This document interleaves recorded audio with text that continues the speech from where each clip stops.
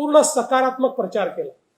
एकाही सभेमध्ये एकाही व्यक्तीच्या विरोधात, एकाही पक्षाच्या विरोधात, एकाही नेत्याच्या विरोधात बोललो नाही।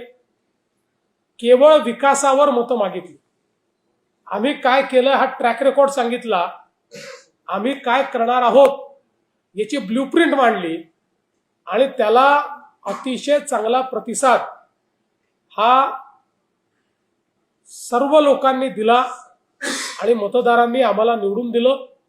त्यामुळे एक प्रकारे भारताच्या इतिहासातली ही पहिली निवडणूक असेल की ज्या निवडणुकीमध्ये एखाद्या पक्षाचा मुख्यमंत्री कोणावरही एक सूदभरही टीका न करता त्यांचा पक्ष विजयी होतो। एक प्रकारे लोकांनी आमच्या विकास कामांना दिलेली ही पावती आहे।